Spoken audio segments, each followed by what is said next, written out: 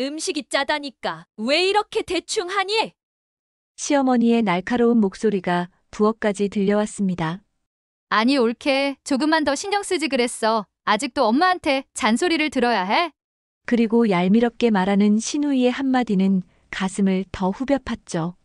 손 하나 까딱 안 하는 사람들이 입으로만 음식하고 모든 것은 내가 다 하고 왜 나만 욕을 먹어야 해? 내가 해봐도 이것보다는 낫겠다. 요즘 며느리들은 정성이 없어. 우리 때는 안 그랬는데. 그런 말들이 귀에 못이 박히도록 들려왔지만 나는 참고 또 참았습니다. 정말 평생 이렇게 살아야 하나? 부엌 구석에 서서 혼자 눈물을 훔치던 그 순간 나는 결심했습니다. 더 이상은 안 되겠다고.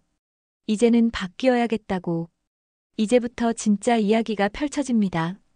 이번 이야기는 시집살이 40년 고개 숙이고 살아온 한 여자의 통쾌한 반격기. 당신도 속이 시원해지는 이 이야기가 궁금하지 않으신가요?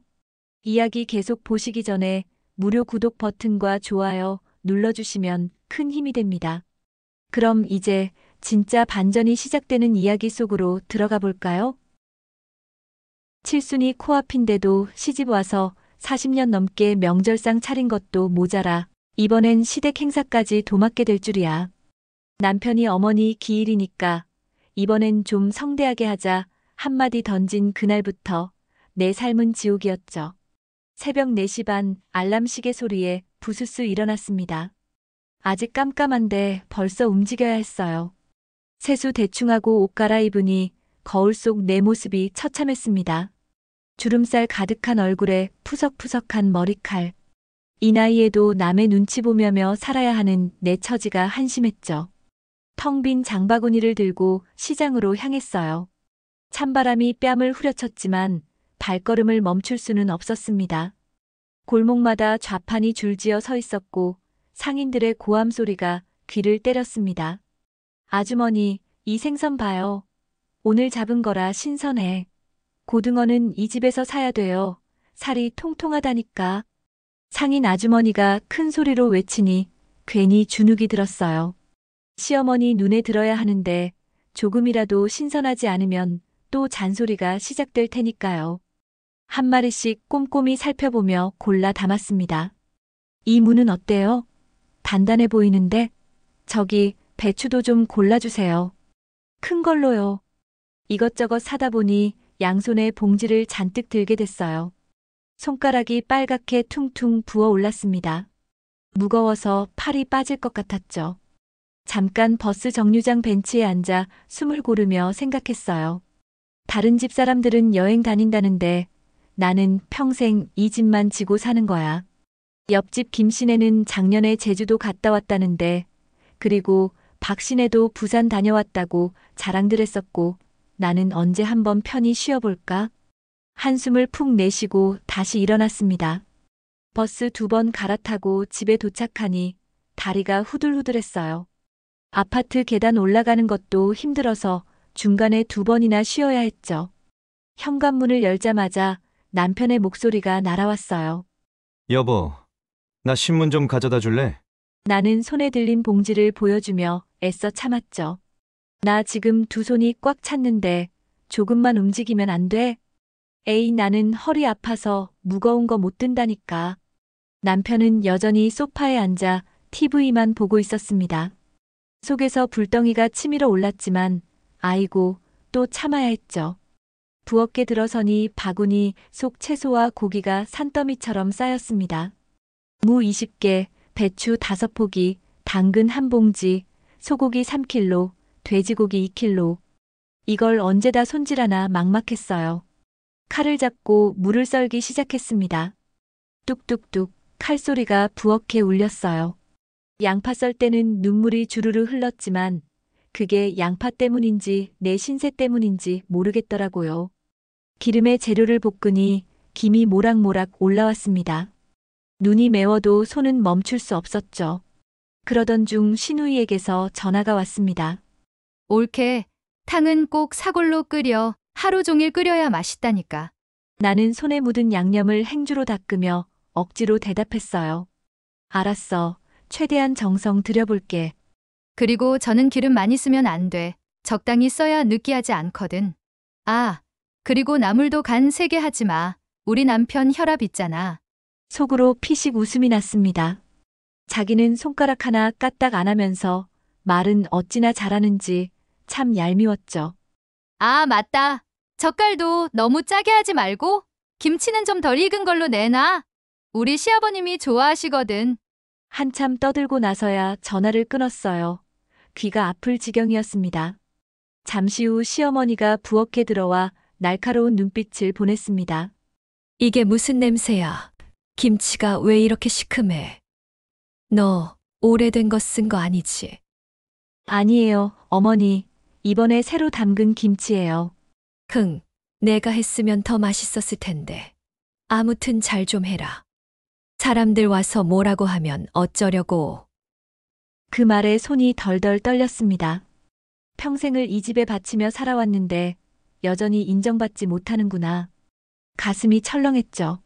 그리고 상 차릴 때 그릇 제대로 골랐어. 좋은 그릇에 담아야 음식이 더 맛있어 보인다니까. 네, 알겠습니다. 시어머니가 나가고 나서야 겨우 숨을 쉴 수 있었어요.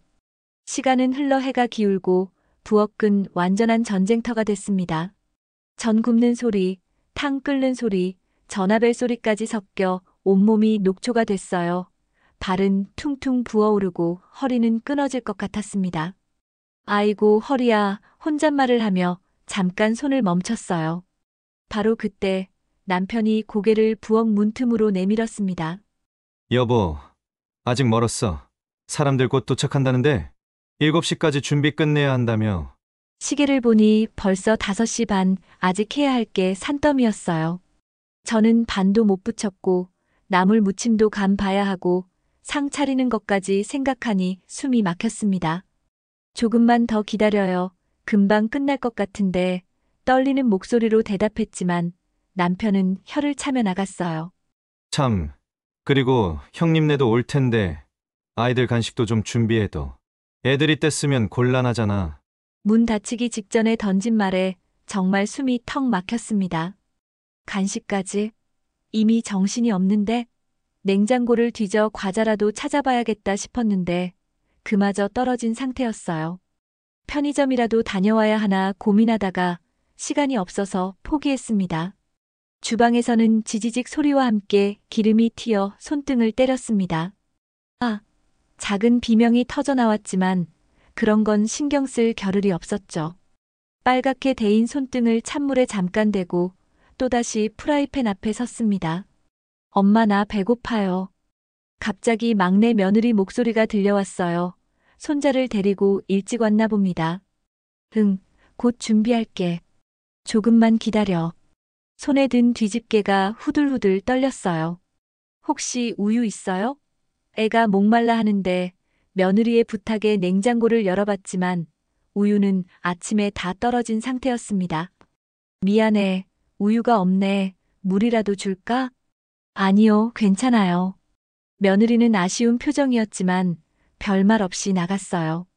그런데 마음 한구석이 찝찝했습니다. 손자 돌보는 것도 제대로 못하는 할머니가 된 것 같아서요. 부엌 창문 너머로 해가 뉘엿뉘엿 저물어가고 있었습니다. 가로등이 하나둘 켜지기 시작했어요. 이제 정말 시간이 촉박했습니다. 나는 가슴속 깊은 한숨을 삼키며 다시 자리에서 일어났습니다. 나는 언제쯤 내 삶을 살 수 있을까? 하지만 그날은 시작에 불과했습니다. 진짜 지옥은 손님들이 도착한 후부터였거든요. 새벽이 밝기도 전에 나는 또다시 부엌으로 향했어요. 전날 장봐온 재료들이 부엌 바닥과 식탁 위에 가득 쌓여 있었습니다. 생선은 손질해야 했고 고기는 양념에 재워야 했습니다. 나물은 삶아서 무쳐야 하고 전 부칠 준비도 해야 했죠. 하나하나 해치워야 하는데 끝이 안 보였습니다. 칼을 잡아 손이 얼얼할 정도로 썰어도 재료는 줄어들지 않았습니다. 끓는 물에 시금치를 데치며 속으로 중얼거렸습니다. 이게 명절인지 내 형벌인지 모르겠다. 그때 거실에서 남편의 목소리가 들려왔습니다. 여보, 커피 한 잔만 타줄래? 나는 눈을 질끈 감았습니다. 내가 무슨 식모냐. 속으로 욕이 나왔지만 억지로 웃으며 대답했죠. 잠시만요. 지금은 손이 너무 바빠요. 하지만 남편은 못 들은 척 신문만 넘기고 있었습니다. 그 순간 또다시 전화벨이 울렸습니다. 신우이였어요. 옳게. 타는 간을 너무 세게 하지 마. 짜면 다들 싫어하거든. 나는 땀에 젖은 이마를 훔치며 차갑게 대답했죠. 알았어. 신경 쓸게. 아, 그리고 떡볶이도 준비해. 우리 애들이 그거 좋아해. 나는 숨을 고르며 대답했어요. 지금도 할 게 너무 많은데 그건 좀 힘들겠어. 에이, 옳게가 하면 금방 하잖아. 신우이는 태연하게 말했습니다. 전화를 끊자마자 시어머니가 부엌으로 들어왔습니다. 어이구, 아직도 이 모양이냐? 이래서야 손님들 오기 전에 다 되겠어. 걱정 마세요, 어머니. 금방 끝낼게요. 그래도 부침개는 내가 직접 하는 게 낫겠다. 너는 항상 기름이 많아. 나는 속으로 한숨을 내쉬었지만 겉으로는 억지 미소를 지었습니다. 네, 어머니 말씀대로 해볼게요. 하지만 시어머니는 팔짱을 낀 채 나를 지켜보기만 했습니다. 도와주는 척이라도 해주면 얼마나 좋을까 싶었죠. 시간은 흐르고 부엌은 전쟁터가 됐습니다. 전 부치는 소리에 기름이 튀어 팔에 화상 자국이 생겼습니다. 손목은 뻐근했고 허리는 부러질 듯 아팠습니다. 그런데도 시어머니와 시누이는 앉아서 수다만 떨고 있었습니다. 어제 드라마 봤어? 그 여주인공이 말이야. 웃음소리에 귀가 쩌렁했지만 나는 묵묵히 뒤에서 일만 했습니다. 잠시 후 큰 냄비가 펄펄 끓어 넘치려 하자 나는 급히 불을 줄이며 중얼거렸습니다. 이게 내 인생이구나. 나는 왜 늘 뒤에서만 있는 걸까? 땀방울이 이마를 타고 흘러내렸습니다. 치마 끝은 젖어 있었죠. 손님 맞을 준비는 여전히 끝이 보이지 않았습니다. 그러다 시어머니가 또다시 말을 꺼냈습니다. 며느리야, 이 김치는 왜 이렇게 색이 진해? 너 오래된 거 쓴 거 맞지? 아니에요, 어머니. 이번에 담근 거예요. 흥, 맛을 보니 쉬어. 내 입에는 안 맞네. 그 순간 가슴 속에서 무언가 무너져 내렸습니다. 평생을 시집 위해 희생했는데 단 한 번도 인정받지 못했구나. 그때 밖에서 자동차 경적 소리가 들렸습니다. 손님들이 도착한 겁니다. 나는 기름 묻은 앞치마를 고쳐 매며 다시 한번 속으로 중얼거렸습니다. 아이고, 오늘도 무사히 넘어갈 수 있을까? 하지만 이건 아직 시작에 불과했습니다. 드디어 그날이 밝았습니다. 아침부터 부엌은 다시 전쟁터가 되었고 나는 쉴 틈 없이 움직였습니다. 냄비는 펄펄 끓고 프라이팬에서는 지글지글 전이 익어갔습니다. 거실에서는 남편이 전화기를 붙잡고 손님들을 재촉하고 있었죠. 형님, 벌써 출발하셨어요? 네, 금방 뵙겠습니다. 나는 숨을 고르며 주걱을 내려놓을 틈조차 없었습니다. 그때 초인종 소리가 요란하게 울렸습니다. 딩동. 드디어 손님들이 도착한 겁니다. 나는 앞치마를 급히 벗고 서둘러 현관으로 달려갔습니다. 어머님 잘 지내셨어요? 아이고, 며느리 수고가 많네. 인사와 웃음소리가 이어졌지만 내 얼굴에는 이미 땀이 줄줄 흘러내리고 있었습니다. 손님들이 거실에 앉자 시어머니는 마치 자신이 모든 걸 준비한 듯 말했습니다. 아휴, 내가 어제부터 신경을 좀 썼지. 순간 가슴이 철렁 내려앉았습니다. 내가 밤새 끓이고 굽고 무친 건데 왜 그 공은 모두 시어머니 몫이 되는 걸까? 나는 아무 말 없이 빈 접시를 들고 부엌과 거실을 오갔습니다. 한 번 나르고 두 번 나르고 몇십 번을 오가며 음식이 차례차례 상 위에 올랐습니다. 어머, 음식이 이렇게 많아? 정말 대단하다. 친척들이 감탄하자 시어머니는 미소를 지으며 대답했죠. 아휴, 내가 며느리랑 같이 준비했지.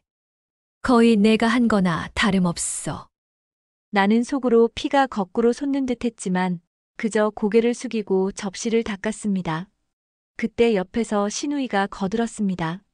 우리 엄마 솜씨가 최고지. 어쩜 이렇게 손맛이 좋은지 몰라? 나는 주방에서 들리는 웃음소리에 손에 힘이 풀릴 뻔했습니다.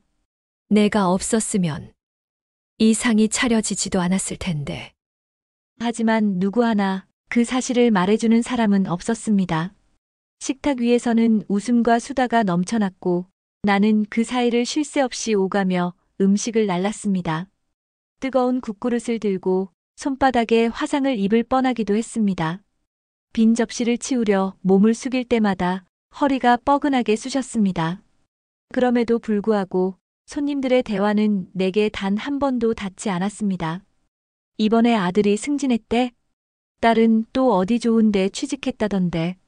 그들의 자랑과 웃음소리에 나는 그저 그림자처럼 움직였습니다. 잠시 부엌에 들어와 숨을 고르며 찬장을 붙잡고 속으로 중얼거렸습니다.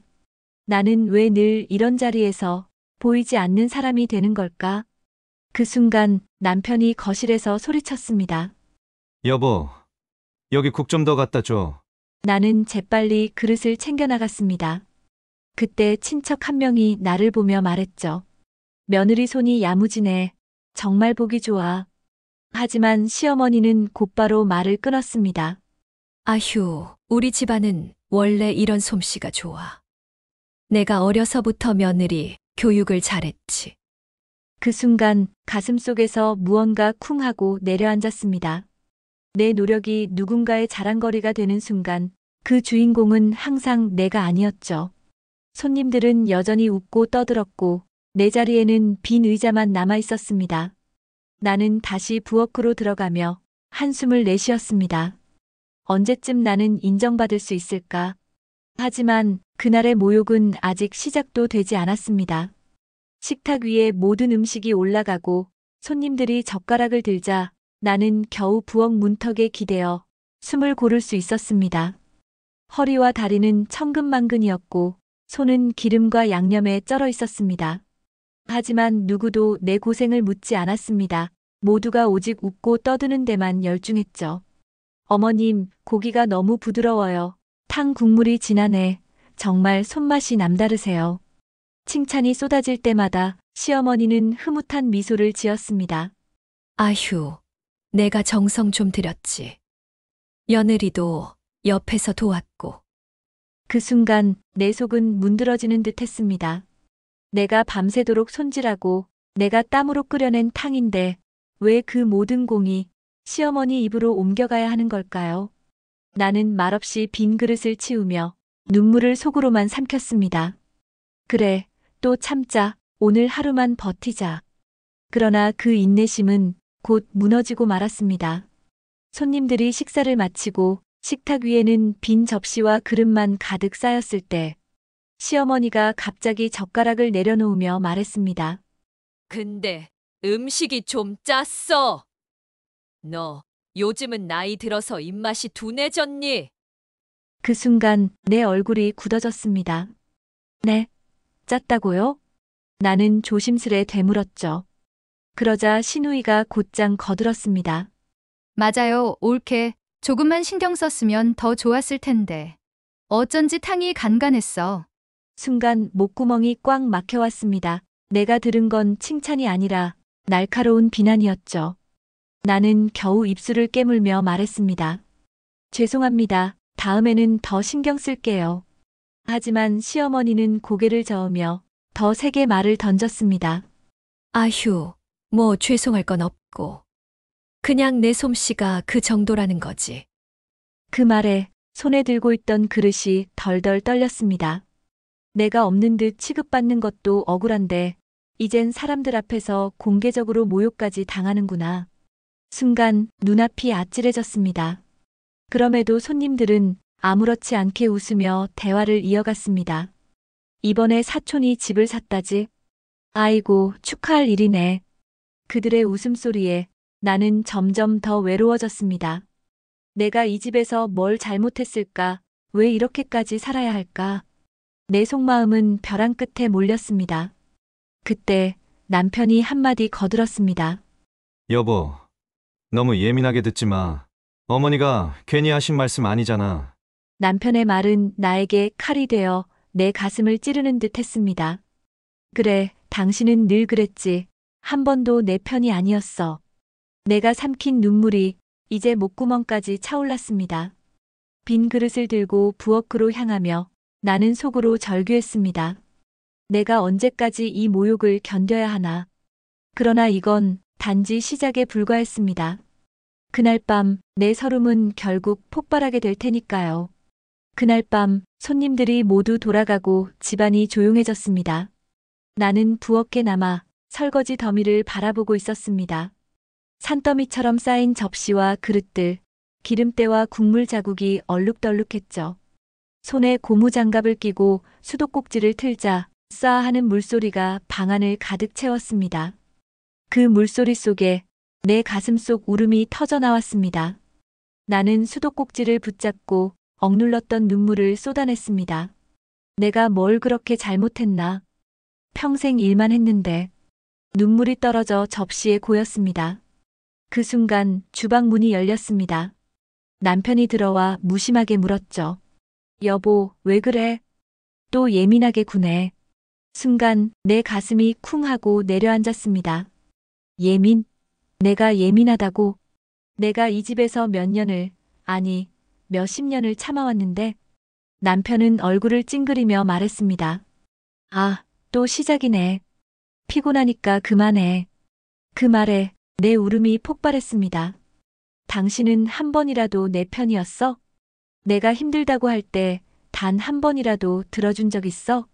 남편은 어깨를 으쓱이며 대수롭지 않게 대답했습니다. 다 그렇게 사는 거지. 너만 고생하는 줄 알아?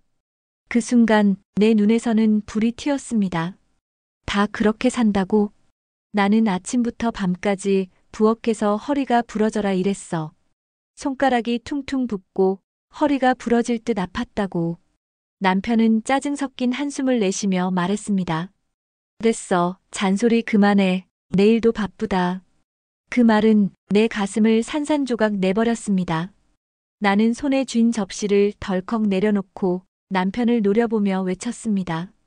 잔소리? 내 인생이 잔소리로 들려. 나는 이 집에 와서 40년 동안 희생만 했어. 내 청춘도 내 꿈도 다 이 집에 바쳤다고. 그제야 남편의 눈빛이 흔들렸습니다. 하지만 그는 끝내 말을 돌렸습니다.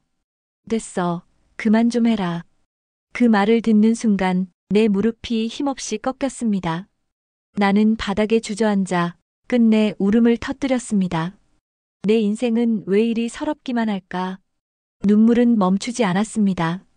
그동안 참아왔던 서름이 도미노처럼 한꺼번에 무너져 내렸습니다. 마치 40년 동안 쌓인 억울함이 그날 밤 한꺼번에 폭발하는 듯 했습니다. 손에 쥔 고무 장갑이 축축이 젖고 내 목소리는 흐느낌으로 번져갔습니다. 부엌 불빛이 내 눈물 위로 번지며 세상에서 가장 쓸쓸한 그림자가 드리워졌습니다. 그 순간 나는 결심했습니다. 이제 더는 참지 않겠다. 다시는 이렇게 살지 않겠다. 눈물로 다짐한 그 순간이 내 인생을 바꾸는 시작이 될 줄은 몰랐습니다. 밤새 흐느끼며 다짐했던 결심은 아침이 밝자 조금씩 식어가는 듯 했습니다. 여전히 식탁 위에는 치우지 못한 그릇들이 남아 있었고 내 마음은 무거운 짐처럼 눌려 있었죠. 남편은 언제 그랬냐는 듯 신문을 보며 태연하게 커피를 마셨습니다. 나는 그 모습을 보며 차라리 혼자가 낫겠다는 생각까지 들었습니다. 그때 전화벨이 울렸습니다. 따르르릉. 망설이다가 수화기를 들었는데 들려온 목소리는 뜻밖이었죠. 언니, 어제 고생 많았어요. 제가 다 봤어요. 남편의 사촌 동생 수연이었습니다. 나는 놀라 눈을 크게 떴습니다. 어제요? 아니에요. 그냥 제가 해야 할 일이니까요. 그러자 수연이 단호하게 말했습니다. 해야 할 일이 아니에요. 시키는 거지요. 언니 혼자 모든 걸 떠맡는 거 저도 너무 안타까웠어요. 그 한마디에 꾹꾹 눌러온 가슴이 흔들렸습니다. 아무도 몰라줬는데 수연이는 그걸 다 보셨어요? 내 목소리는 떨렸습니다. 당연하죠. 언니 아니었으면 어제 그 상 차리기도 힘들었을 거예요. 솔직히 시댁 식구들 너무하다 싶었어요. 전화기 너머로 전해진 위로는 가뭄 끝에 내린 단비 같았습니다. 나는 순간 눈물이 왈칵 쏟아질 뻔했습니다. 고마워요. 정말 어제는 죽고 싶을 만큼 힘들었거든요. 수연은 목소리를 낮추며 말했습니다. 언니, 이제 그만하세요. 혼자 감당할 필요 없어요. 가끔은 싫다고 말해도 괜찮아요. 나는 수화기를 꼭 쥐고 하늘이 무너지는 듯한 위로를 느꼈습니다. 그토록 원했던 말, 누군가 내 편이 되어주는 말. 그 말에 내 등골이 따뜻하게 데워졌습니다. 수연 아가씨, 정말 제 편 들어주셔서 고마워요. 언니는 늘 참기만 하잖아요. 이제는 목소리를 내셔야죠. 그래야 언니 인생이 바뀔 거예요. 그 말이 귓가를 맴돌았습니다. 수화기를 내려놓고 거울을 보니 내 얼굴은 지쳐 있었지만 눈동자만큼은 조금씩 빛을 되찾고 있었습니다. 나는 속으로 다짐했습니다. 그래, 이제는 바뀌어야 해. 더 이상 눈물로만 살지 않겠다. 부엌 창문으로 들어오는 햇살이 유난히 밝아 보였습니다. 그날 이후 내 마음속에는 작은 용기가 움트기 시작했습니다. 아직은 미약했지만 언젠가 큰 파도가 되어 되돌아올 힘이었죠. 그리고 나는 알았습니다. 내가 바뀌지 않으면 이 집안에서 아무것도 달라지지 않는다는 것을. 그래도 이제는 나 혼자가 아니구나. 그 깨달음은 내 삶의 첫 희망이 되어 주었습니다. 한 달이 흘렀습니다. 다시 시댁 모임이 잡혔다는 소식을 들었을 때 내 마음은 예전과 달랐습니다. 예전 같으면 벌써부터 시장 갈 준비를 하고 무거운 장바구니를 끌며 한숨부터 쉬었겠지요. 하지만 이번에는 내가 먼저 달라지기로 결심했습니다. 지난 한 달 동안 많은 생각을 했어요. 새벽마다 눈을 뜨면서 내가 왜 이렇게 살아야 하지? 하는 생각이 머릿속을 떠나지 않았거든요. 옆집 김씨 아줌마가 등산복 차림으로 나가는 모습, 아래층 박신혜가 가족여행 가는 모습을 보면서 부러움이 올라왔어요. 부엌 식탁에 앉아 휴대폰을 꺼냈습니다. 손가락이 살짝 떨렸지만 마음을 단단히 먹었어요. 배달 앱을 열어 잔치 음식 전문점을 검색했죠. 궁중요리 전문, 한정식 전문점, 잔치 음식 전문 이런 키워드로 찾아보니 꽤 많더라고요. 어머, 이런 곳도 있네.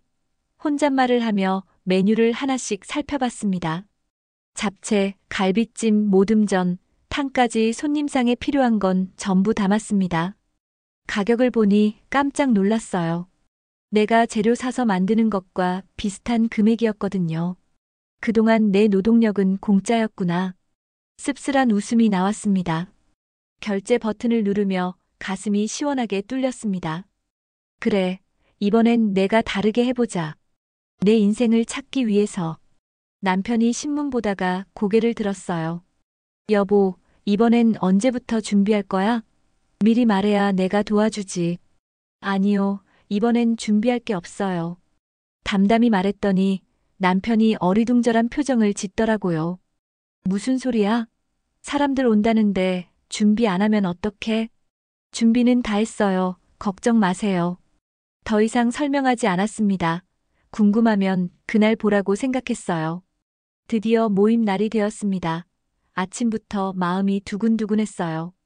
예전 같으면 새벽부터 부엌에서 난리를 쳤을 텐데 이번엔 평소처럼 여유롭게 아침을 먹었습니다. 토스트에 커피 한 잔, 이런 여유로운 아침을 언제 했었나 싶었어요. 시어머니가 부엌에 와서 둘러봤습니다. 왜 아무것도 안 해놨어? 사람들 곧 온다는데? 네, 어머니, 곧 준비 다 될 거예요. 곧 준다니? 지금 몇 시인 줄 알아? 벌써 4시야. 시어머니 목소리가 높아졌어요. 하지만 나는 침착했습니다. 시간 맞춰서 다 될 거예요. 걱정 마세요. 손님들이 하나둘 도착했습니다. 거실에는 웃음소리가 가득했고 시어머니는 의기양양하게 자리를 잡았습니다. 평소처럼 며느리가 정신없이 뛰어다니는 모습을 기대하고 있었겠죠. 큰 며느리는 어디 있어? 왜 안 보여? 친척 중 한 명이 물었어요. 아, 저기 있네. 근데 왜 앞치마도 안 두르고 있지? 나는 단정한 원피스를 입고 거실에 앉아 있었습니다. 평소 같으면 부엌에서 허리 빠지게 일하고 있을 시간인데 말이죠. 바로 그 순간 초인종이 울렸습니다. 딩동. 아, 저 나갈게요. 나는 여유롭게 일어나 현관문을 열었습니다. 현관문을 열자 배달원들이 음식을 가득 들고 서 있었습니다. 잔치 음식 주문하신 분이세요? 네, 맞습니다. 큼직한 은박 용기와 상차림 세트가 차곡차곡 집 안으로 들어왔습니다. 갈비찜 용기, 잡채 용기, 각종 전류가 담긴 용기들, 심지어 예쁜 그릇까지 함께 왔어요. 친척들의 눈이 동그래졌습니다. 어머, 이게 다 뭐야? 세상에, 배달 음식이네. 거실이 술렁거리기 시작했어요. 다들 무슨 일인지 몰라서 웅성웅성했죠. 나는 당당히 말했습니다. 네, 이번엔 전문가에게 맡겼습니다. 제가 하면 또 짜다고 하실까 봐요. 순간 거실이 조용해졌습니다. 시어머니의 얼굴이 굳어졌죠. 뭐라고? 이걸 다 돈 주고 시켰다고? 나는 미소 지으며 대답했습니다. 네, 어머니, 제가 하면 늘 부족하다고 하시니까 이번엔 확실히 잘하는 분께 맡겼습니다. 돈이 얼마나 들었는데? 시어머니 목소리가 떨렸어요.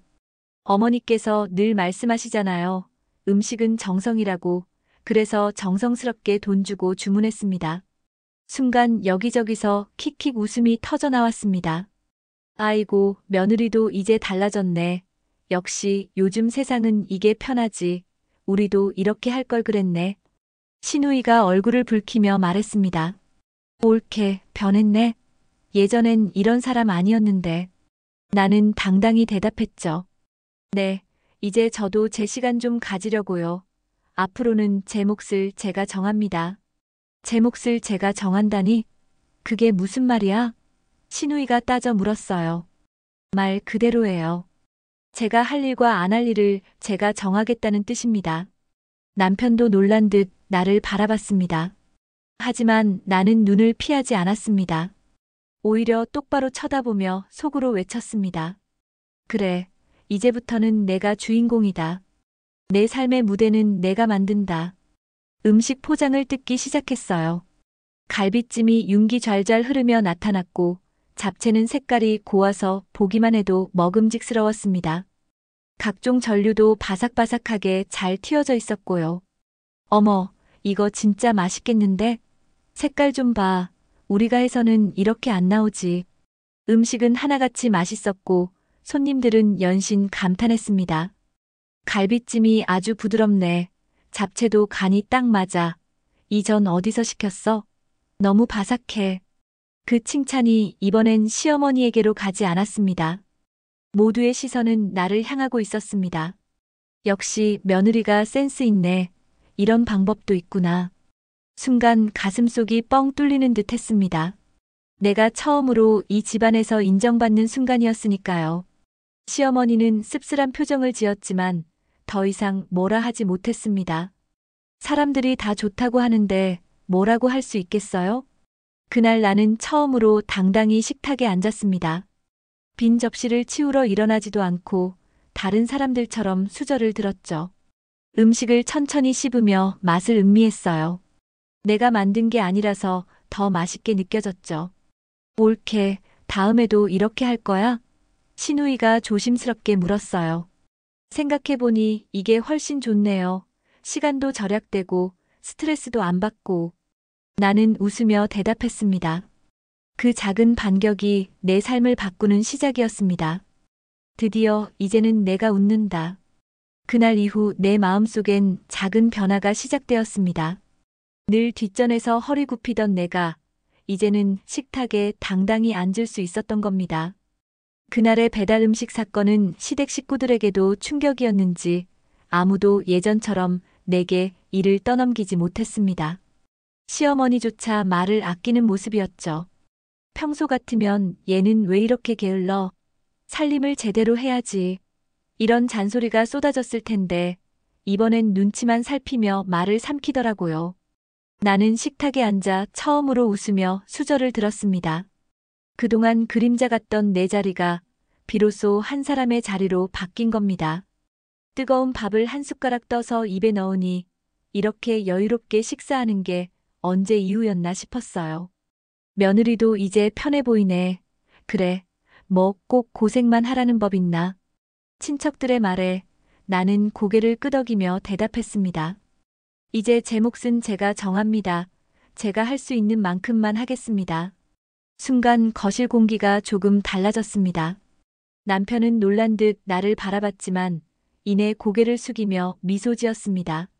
마치 처음으로 내 결심을 존중해주는 듯 했죠. 그래, 당신도 이제 나이가 있는데 너무 무리하지 마. 남편의 말에 가슴이 뭉클했어요. 40년 만에 처음 듣는 배려의 말이었거든요. 시어머니도 한참 말이 없다가 작게 중얼거렸습니다. 그래, 내 마음대로 해라. 너도 이제 나이 들었으니. 그 한마디는 허락이자 포기였을지도 모릅니다. 하지만 내겐 처음으로 자유를 선물하는 말 같았습니다. 나는 웃으며 속으로 중얼거렸습니다. 이제는 내가 바꿨다. 식사가 끝나고 사람들이 하나둘 돌아갔습니다. 평소 같으면 설거지며 뒷정리하느라 정신없었겠지만 이번엔 배달 용기만 버리면 되니까 간단했어요. 시누이가 나가면서 말했습니다. 올케, 다음에 우리 집에서 모임할 때도 이렇게 해도 될까? 당연하죠. 저희가 시작했으니까요. 나는 환하게 웃으며 대답했어요. 그날 밤 식탁을 치운 뒤 부엌에 홀로 앉아 있었습니다. 창문 너머로 달빛이 비치고 기름 냄새 대신 은은한 평화가 감돌았습니다. 예전 같으면 이 시간에도 내일 아침 준비하느라 바빴겠지만 오늘은 그냥 조용히 앉아 있을 수 있었어요. 나는 내 두 손을 바라보았습니다. 수십 년 동안 굳은 살이 박히고 찢기고 상처난 손. 새우를 까다가 베인 상처, 뜨거운 기름에 댄 자국, 무거운 냄비를 들다가 생긴 굳은 살들. 하지만 그 손이 이제는 나 자신을 위해 쓰일 수 있겠구나 싶었습니다. 내가 원할 때 내가 할 수 있을 만큼만 그렇게 살아가면 되는 거지요. 갑자기 마음이 벅차올랐습니다. 눈물이 핑 돌았지만 이번엔 서름의 눈물이 아니었습니다. 해방과 안도의 눈물이었습니다. 문득 휴대폰을 꺼내 인터넷을 검색해봤어요. 50대 여성 취미, 중년 여성 활동 이런 키워드로 말이죠. 그랬더니 정말 많은 것들이 나오더라고요. 요가, 등산, 독서 모임, 요리 교실, 심지어 여행 동호회까지. 어머, 나도 이런 거 할 수 있겠네. 혼잣말을 하며 스크롤을 내렸어요. 그동안 남을 위해서만 살아왔는데 이제는 나를 위한 시간을 가져도 되는구나 싶었습니다. 나는 거울 앞에 서서 내 얼굴을 들여다봤습니다. 예전엔 늘 지쳐 보였던 얼굴, 하지만 지금은 조금 달라져 있었어요. 미소가 걸려 있었고 눈빛에는 힘이 서려 있었습니다.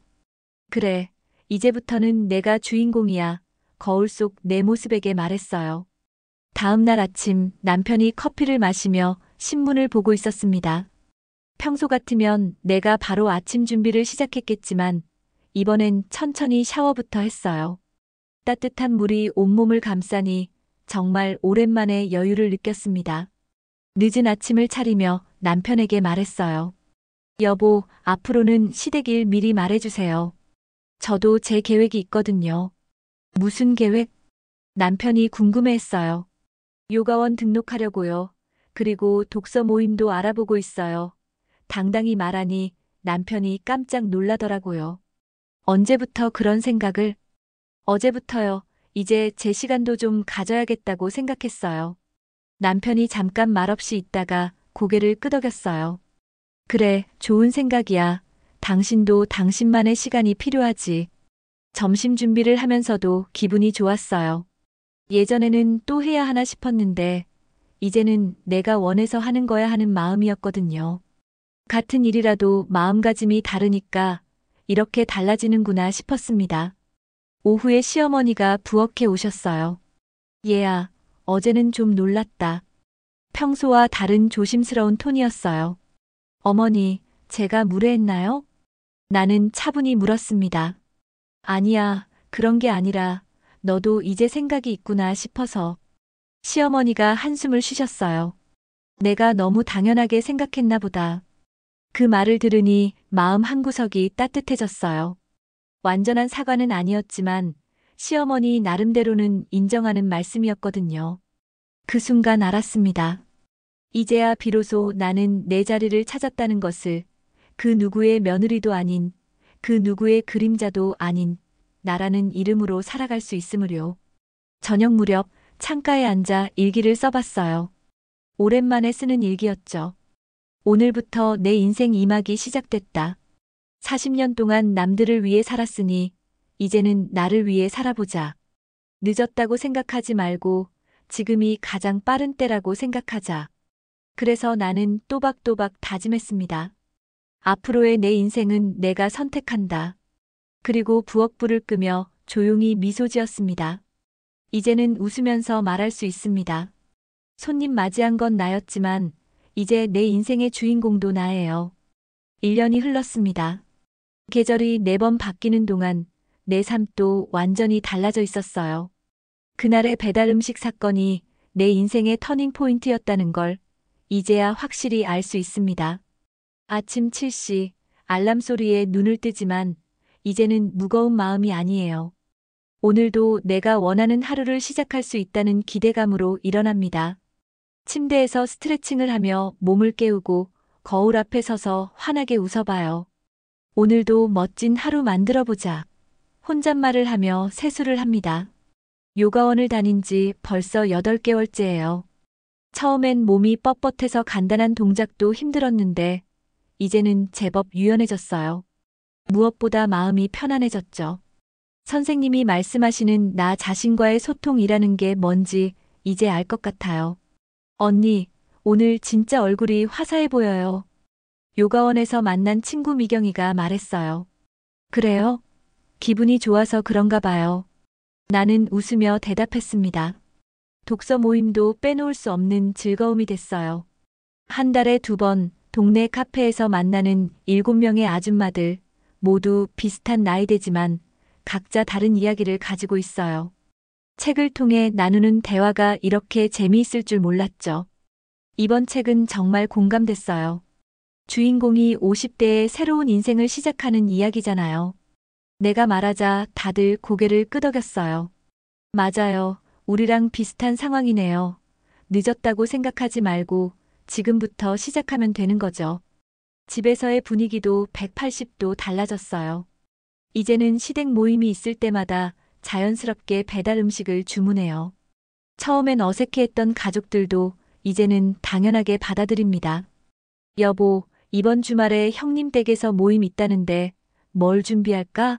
남편이 물었어요. 아, 제가 알아서 주문할게요. 걱정 마세요. 나는 자연스럽게 대답했습니다. 그래, 고마워. 당신이 편한 게 제일 좋지. 남편도 이제는 내 방식을 완전히 지지해줘요. 시어머니와의 관계도 놀랍도록 개선됐어요.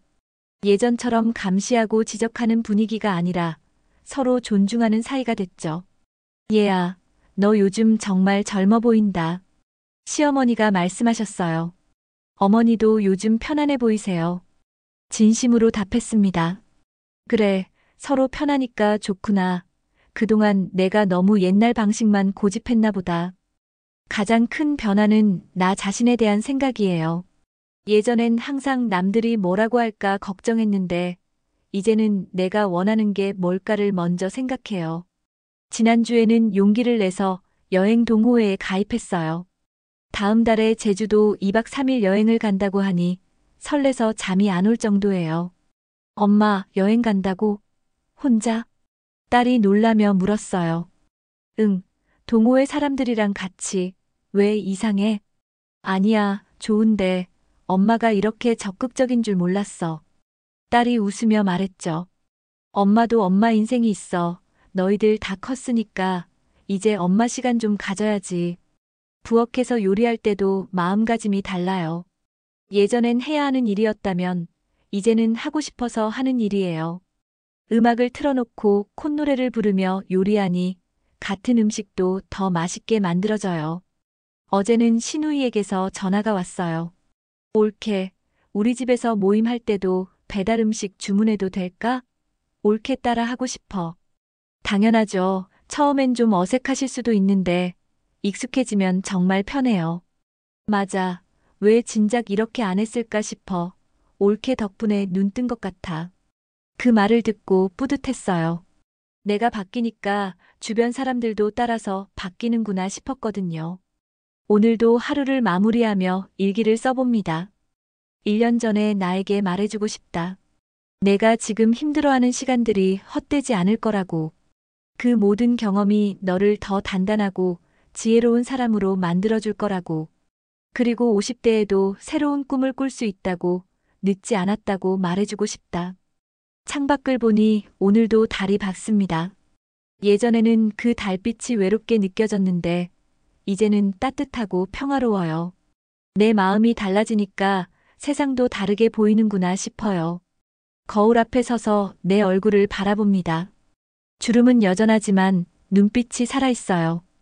입꼬리도 자연스럽게 올라가 있고요. 고생 많았어. 이제부터는 내가 원하는 대로 살아. 거울 속 내 모습에게 말했어요. 그리고 이 이야기를 읽고 계신 여러분께도 말씀드리고 싶어요.